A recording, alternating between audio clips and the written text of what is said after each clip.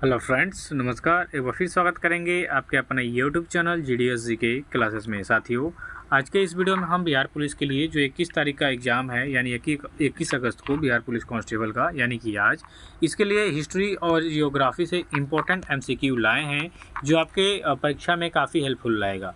तो वीडियो अच्छी लगी तो वीडियो को लाइक करिएगा, शेयर करिएगा और चैनल को सब्सक्राइब करिएगा। साथियों, चलिए स्टार्ट करेंगे वीडियो। आज के पहले क्वेश्चन को देखेंगे कि महाभारत किसने लिखा था। तो महाभारत की बात करेंगे साथियों, तो इसको लिखने वाले जो व्यक्ति थे यानी लेखक थे, वो महर्षि वेद व्यास जी थे। ठीक है, तो यहाँ पे डी हो जाएगा आपका राइट आंसर। और वाल्मीकि जी ने रामायण लिखा, याद रखिएगा। अष्टाध्यायी पाणिनि जी ने, कालिदास ने मेघदूतम। नेक्स्ट है, गुलाम वंश का संस्थापक कौन था। तो गुलाम वंश की अगर जो हम चर्चा करते हैं तो 1206 में इसकी स्थापना होती है और इसका जो संस्थापक था कुतुबुद्दीन ऐबक था। ऑप्शन नंबर सी इस क्वेश्चन का राइट आंसर हो जाएगा कि गुलाम वंश का संस्थापक कुतुबुद्दीन ऐबक था। देखिए, इससे पहले कल आपको बिहार राज्य से समग्र अध्ययन करके आपको दिया गया था टॉपिक वीडियो। ठीक है, जिसमें बिहार के इम्पोर्टेंट उद्योग से लेके पर्यटक स्थल से लेके और इम्पोर्टेंट टॉपिक पे क्वेश्चन दिए गए थे। तो जिन्होंने वीडियो नहीं देखा है जाके देख सकता है कल के वीडियो में। ठीक है, और आज हम हिस्ट्री और ज्योग्राफी को कवर कर लेंगे। तो आज के एग्जाम में आपके लगभग 60 से 70% क्वेश्चन फंसने के चांस जरूर हैं। ठीक है, तो देख के जाइएगा वीडियो, मिस मत करिएगा। नेक्स्ट है, भारत में नागरिक सेवा का जनक किसे कहा जाता है। तो भारत में नागरिक या सिविल सेवा का जो जनक है ये कहा जाता है किसको, लॉर्ड कॉर्नवालिस को। यहाँ पे ऑप्शन नंबर बिल्कुल बी सही हो जाएगा, लॉर्ड कॉर्नवालिस की। भारत में नागरिक सेवा का जनक लॉर्ड कॉर्नवालिस को कहा जाता है। अगले क्वेश्चन में कहा जा रहा है कि भारतीय राष्ट्रीय कांग्रेस में प्रथम फूट कब हुआ था। तो ये सूरत का अधिवेशन हुआ था आपका क्या बोला जाता है कि 1907 में। ठीक है, सूरत का अधिवेशन हुआ था और इसी में हुआ था आपका प्रथम फूट किसका, कांग्रेस का। इंडियन नेशनल कांग्रेस की बात करेंगे तो INC यानी कि भारतीय राष्ट्रीय कांग्रेस की स्थापना 1885 में हुई थी और इसके संस्थापक A.O. ह्यूम थे। ठीक है, 1907 का जो सूरत अधिवेशन हुआ इसमें यहाँ प्रथम फूट हो गया था। नेक्स्ट है आपका, हरिसेन का इलाहाबाद प्रशस्ति लेख किसकी जानकारी देता है। तो हरिसेन की बात करेंगे तो ये देता है आपका किसका, तो ये देगा कुमारगुप्त का। ठीक है, हरिसेन का। ऑप्शन नंबर यहाँ पे सी हो जाएगा, सॉरी समुद्रगुप्त होगा, समुद्रगुप्त। ऑप्शन नंबर बी यहाँ पे समुद्रगुप्त हो जाएगा हरिसेन का, ये क्योंकि समुद्रगुप्त के ही दरबारी कवि थे ना हरिसेन, और इन्हीं का जो इलाहाबाद का प्रशस्ति लेख है ये समुद्रगुप्त के बारे में जानकारी देता है। ठीक है, चलिए, भरहुत स्तूप का निर्माण किसने करवाया था। तो भरहुत स्तूप की बात करेंगे तो इसका निर्माण पुष्यमित्र शुंग ने करवाया था। ठीक है, देखिए सांची का स्तूप याद रखिएगा, सांची स्तूप आपके अशोक ने इसका निर्माण कराया था, आपके एग्जाम में आ सकता है। और भरहुत का जो स्तूप है इसका निर्माण कराया था आपके पुष्यमित्र शुंग ने। पुष्यमित्र शुंग आपके बृहदर्थ जो था मौर्य वंश का अंतिम शासक, इसको मार के और उसी गद्दी पे शुंग वंश की स्थापना किया था। ठीक है, ये ब्राह्मण थे पुष्यमित्र शुंग जी और इन्होंने ही बृहदर्थ की हत्या कर दिया था क्योंकि उस समय बौद्धों का वर्चस्व ज़्यादा ही बढ़ गया था। ठीक है, इसलिए। नेक्स्ट है, सिल्क मार्ग को प्रारंभ करने का श्रेय किस शासक को जाता है। तो सिल्क मार्ग को बात करेंगे प्रारंभ किस शासक ने करवाया था, तो ये कनिष्क ने करवाया था। ठीक है, कुषाण वंश का सबसे प्रतापी राजा था, याद रखिएगा। अगर जो आपके क्वेश्चन में आता है कि कुषाण वंश का सबसे प्रतापी राजा कौन था तो कनिष्क था। ठीक है, और इसी ने ही सिल्क मार्ग को आरंभ करवाया था। तो डी ऑप्शन इसका राइट आंसर हो जाएगा। नेक्स्ट है, हर्षवर्धन ने अपनी राजधानी थानेश्वर से कहाँ स्थापित किया था। यहाँ पे थानेश्वर हो गया, सॉरी थानेश्वर होगा। ठीक है, थानेश्वर की बात करेंगे तो हर्षवर्धन ने अपनी जो राजधानी थानेश्वर है इसको कहाँ से दूसरी जगह शिफ्ट कर दिया था, तो एक कन्नौज को किया था। ठीक है, हर्षवर्धन ने थानेश्वर से राजधानी शिफ्ट कर दिया था, कहाँ पे, कन्नौज में। ऑप्शन नंबर ए बिल्कुल यहाँ पे सही हो जाएगा आपका। नेक्स्ट कह रहा है कि हर्षवर्धन का दरबारी कवि कौन था। तो हर्षवर्धन की बात करेंगे तो हर्षवर्धन का जो दरबारी कवि था बाणभट्ट था। ठीक है, इसने हर्षचरित को लिखा है, याद रखिएगा। हर्षचरित के लेखक कौन है तो बाणभट्ट, और बाणभट्ट क्या थे तो हर्षवर्धन के दरबारी कवि थे।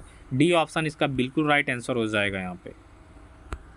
नेक्स्ट करेंगे, जौनपुर नगर का संस्थापक कौन था। तो साथियों, जौनपुर नगर की बात करेंगे तो जौनपुर नगर का हो जाएगा फिरोज शाह तुगलक। फिरोज शाह तुगलक ने, जो कि तुगलक वंश का तीसरे नंबर का राजा था, इसने इस नगर की स्थापना किया था, जौनपुर नगर का। ठीक है, नेक्स्ट है मृदभांड और चावल के दाने कहाँ से मिले हैं। तो ये सिंधु सभ्यता से पूछ रहा है कि सिंधु सभ्यता में मृदभांड और चावल के दाने कहाँ से मिले हैं। तो ये मिले हैं आपके लोथल से। ऑप्शन नंबर यहाँ पे बी राइट आंसर हो जाएगा आपका। ठीक है, चलिए नेक्स्ट करिएगा, गद्य एवं पद्य दोनों में रचित वेद कौन सा हो जाएगा। तो गद्य एवं पद्य इन दोनों में जो रचित वेद हो जाएगा आपका यजुर्वेद हो जाएगा। देखिए वेदों की संख्या आपकी है 4, उपवेद हैं 4, ठीक है, 18 आपके पुराण हैं, 108 आपकी उपनिषद है, 6 वेदांग हैं, ठीक है, याद रखिएगा। 4 के क्या है आपके वेद, 4 है उपवेद, 6 है वेदांग, 18 है पुराण और 108 है उपनिषद। देखिए ऋग्वेद, यजुर्वेद, सामवेद और अथर्ववेद ये चारों वेद हैं, ठीक है, इनका नाम याद रखिए, ऋग्वेद, यजुर्वेद, सामवेद, अथर्ववेद। सबसे पहला वेद है आपका ऋग्वेद और सबसे बाद का वेद है आपका अथर्ववेद। सामवेद में आपका क्या है, संगीत से संबंधित चीज़ें दी हुई हैं, ठीक है। यजुर्वेद में आपका मंत्र और बलि विधान भी दिया हुआ है। ऋग्वेद में भी मंत्र का उल्लेख मिलता है आपका, लेकिन पूजा और यज्ञ का जो विधि विधान है ये आपके यजुर्वेद में मिलता है, ठीक है। तो ये हो जाएगा, इनसे क्वेश्चन आ रहे हैं आपके एग्जाम में।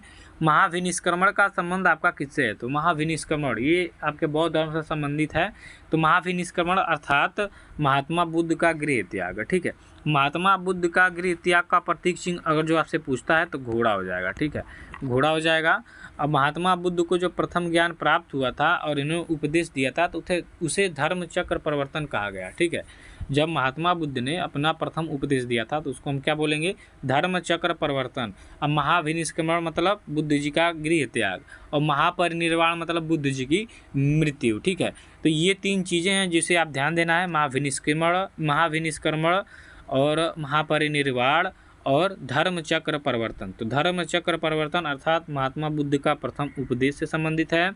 महाविनिष्क्रमण अर्थात बुद्ध जी का गृह त्याग और महापरिनिर्वाण अर्थात कि महात्मा बुद्ध जी की मृत्यु, ठीक है। तो ये काफ़ी ज़्यादा इंपॉर्टेंट है, इनसे क्वेश्चन आ रहे हैं आपके, तो ध्यान दीजिएगा। नौटंकी कहाँ, सॉरी नर्तक,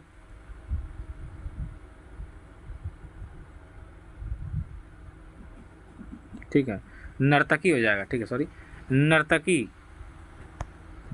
की मूर्ति जो कांस्य की थी, ठीक है, नर्तकी की कांस्य की प्रतिमा जो है ये कहाँ से मिली है, ठीक है। तो ये आपके मिली है मोहनजोदाड़ो से। कांस्य की नहीं थी, नर्तकी की मूर्ति थी, है ना, शायद कांस्य की नहीं थी, इसी कन्फ्यूजन है यहाँ पे। लेकिन यहाँ है कि जो नर्तकी की मूर्ति मिली है ये मोहनजोदाड़ो से मिली है, ठीक है। और मोहनजोदाड़ो में ही आपका वो था विशाल स्नानागार है, ठीक है, स्नानागार जो मिला था, ठीक है, जिसे हम लोग आधुनिक युग में क्या बोलते हैं, पूल बोलते हैं ना, स्विमिंग पूल, ठीक है, स्विमिंग पूल। तो वैसे ही मिला था आपके मोहनजोदाड़ो से। और नर्तकी नृत्य करती हुई प्रतिमा यानी नर्तकी की जो मूर्ति है ये भी आपके मोहनजोदाड़ो से ही मिली है। तो ये 2 चीज़ें आप याद रखिएगा। अन्ननगार भी मिला है वहाँ से। ऋग्वेद में वर्णित सबसे पवित्र नदी कौन है, ये काफ़ी ज़्यादा इंपॉर्टेंट करिएगा कि ऋग्वेद में वर्णित सबसे पवित्र नदी हो जाएगी आपकी सरस्वती नदी, ठीक है। तो यहाँ पे ऑप्शन नंबर 1 कर दीजिएगा। नेक्स्ट है, सर्वप्रथम ब्राह्मणों पर जजिया कर किसने लगाया था। तो ब्राह्मणों पर जजिया कर सबसे पहले लगाया था आपके फिरोज शाह तुगलक ने। देखिए भारत में जजिया कर की अगर जो बात करते हैं तो सबसे पहले 712 ईस्वी में आया था मोहम्मद बिन कासिम। तो इसने सिंध प्रांत के लोगों पे जो गैर हिंदू थे उस पर लगाया था। लेकिन ब्राह्मणों पे सबसे पहले जजिया कर लगाया था आपके फिरोज शाह तुगलक ने। डी ऑप्शन यहाँ पे आपका राइट आंसर हो जाएगा। नेक्स्ट करेंगे, शिवाजी के आध्यात्मिक गुरु कौन थे। तो साथियों शिवाजी के आध्यात्मिक गुरु यहाँ पे कई बार आपके एग्जाम में पूछा हुआ ये क्वेश्चन है और इसका राइट आंसर हो जाएगा गुरु रामदास। कि शिवाजी के जो आध्यात्मिक गुरु थे ये गुरु रामदास जी थे, ठीक है, ये याद रखिएगा। संत तुकाराम भी समकालीन थे लेकिन आध्यात्मिक गुरु यहाँ पे हो जाएगा गुरु रामदास। ऑप्शन नंबर सी करिएगा। नेक्स्ट है, महात्मा गांधी साउथ अफ्रीका से भारत कब आए। तो महात्मा गांधी कई वर्ष तक जाके एक केस के सिलसिले में गए थे, किसी मुसलमान का केस था, लड़ने के लिए दक्षिण अफ्रीका गए थे और वहाँ पे सबसे पहले सत्याग्रह भी किया था। वहाँ पे अंग्रेज़ों से काफ़ी लड़ाइयाँ भी की इन्होंने। लड़ाइयाँ मतलब हाथापाई नहीं, मतलब उनके शासन के विरुद्ध इन्होंने कई सारे सत्याग्रह किए, आंदोलन किए, जिससे वहाँ पे बड़ा इफेक्ट पड़ा। उसके बाद यहाँ आए जब प्रथम विश्व युद्ध स्टार्ट हो गया था उस समय आए, यानी 1915 में आए। 1915 में भारत आए और भारत के अंग्रेज़ों ने देखा कि भाई गांधी जी की यहाँ पे पब्लिसिटी ज़्यादा है, तो उनसे कहा कि भाई आप क्या करिए कि भारत के लोगों को प्रेरित करिए हमारे साथ युद्ध में लड़ने के लिए, हमारे सेना में भर्ती होने के लिए, और जब युद्ध समाप्त हो जाएगा तो हम भारत को क्या कर देंगे, आज़ाद कर देंगे। तो गांधी जी उनके बहकावे में आ गए और यहाँ पे क्या किया कि भारत के ज़्यादा से ज़्यादा नौजवानों को उनकी सेना में भर्ती कराया। फिर 1918 में क्या हुआ कि जब युद्ध समाप्त हुआ, अंग्रेज जीत गए युद्ध, तो ये वादे से मुकर गए थे। तो इसलिए अंग्रेज़ों का सर्जेंट भी गांधी जी को कहा जाता है, इसी कारण से कि इन्होंने क्या किया था, नौजवानों को भर्ती कराया था अंग्रेज़ों के साथ, ताकि युद्ध जब समाप्त होगा तो हमें आज़ादी मिल जाएगी। तो वो भी बेचारे बहकावे में क्या, मतलब एक तरह से सही ही किए, लेकिन अब अंग्रेज भाई वादे से मुकर गए तो क्या हो, है कि नहीं। तो भर्ती करने वाला सर्जेंट कहा गया इनको। साइमन कमीशन भारत कब आया था, ईस्ट मोस्ट इम्पॉर्टेंट क्वेश्चन, ठीक है, यानी कि ये बहुत ही इम्पोर्टेंट क्वेश्चन है, इसको ध्यान दीजिएगा। तो इसको बताएंगे 1928 में आया था। साइमन कमीशन भारत कब आया था, 1928 में। ये विकल्प बिल्कुल सही हो जाएगा। नेक्स्ट करिएगा, इंग्लैंड को बनियों का देश कहा गया था। देखिए विश्व इतिहास से भी क्वेश्चन आ रहा है, ठीक है। तो इंग्लैंड को बनियों का देश कहा था नेपोलियन बोनापार्ट। अब नेपोलियन बोनापार्ट की बात करेंगे तो ये आपके फ्रांस का राजा था, ठीक है, फ्रांस, और इसने इंग्लैंड को बनियों का देश कहा था। इंग्लैंड पे चढ़ाई भी किया था इसने, तो इंग्लैंड को बनियों का देश कहा था आपके नेपोलियन बोनापार्ट। देखिए सिकंदर महान था, ये नेपोलियन है, ठीक है, विश्व का नेपोलियन वाला नहीं है, ये नेपोलियन बोनापार्ट है। इंग्लैंड को बनियों का देश कहा था इसने। तो ऑप्शन नंबर यहाँ पे बी को सही करिएगा। नेक्स्ट है, अमेरिका को पूर्ण स्वतंत्रता कब मिली थी। तो ये आपका 4 जुलाई 1776 को आज़ाद हुआ था अमेरिका। तो ऑप्शन नंबर यहाँ पे सी हो जाएगा आपका, ठीक है। चलिए नेक्स्ट है, निम्नलिखित में कौन सी नदी पूर्व से पश्चिम की ओर नहीं बहती है। तो पूर्व से पश्चिम की ओर नहीं बहने वाली इसमें से नदी कौन हो जाएगी, तो कावेरी हो जाएगी। डी ऑप्शन यहाँ पे बिल्कुल सही होगा। नेक्स्ट है, बिहार के किस जिले में गंगा नदी सबसे लंबी है। तो बिहार के किस जिले में सबसे लंबी हो जाएगी भैया, तो पटना में। बात करिएगा तो 12 जिले में होके गुजरती है बिहार से। 400 कुछ किलोमीटर यहाँ है पूरे बिहार में जो गंगा नदी प्रवाहित होती है, और पटना में सबसे लंबी है ये, याद रखिएगा। यमुना और गोमती नदी किसकी सहायक नदियाँ हैं, तो ये आपकी गंगा की ही हो जाएंगी। सी विकल्प बिल्कुल सही हो जाएगा। नेक्स्ट है, निम्न में से कौन सी नदी अरब सागर में गिरती है। तो अरब सागर में गिरने वाली नदी हो जाएगी सिंधु। ऑप्शन नंबर यहाँ पे आपका विकल्प ए हो जाएगा कि निम्न में कौन सी नदी अरब सागर में गिरती है, सिंधु नदी। अगला क्वेश्चन आ रहा है कि निम्न में कौन सी नदी डेल्टा नहीं बनाती है। तो डेल्टा नहीं बनाने वाली इसमें नदी हो जाएगी आपकी तापी नदी। बाकी इसमें से सारी नदियाँ आपकी डेल्टा बनाती हैं, बस ये जो आपकी जो तापी नदी है ये डेल्टा नहीं बनाती है।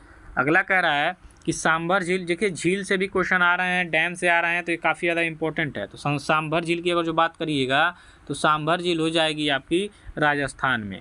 ये भी खारे पानी की झील है, ऑप्शन नंबर ए करिएगा।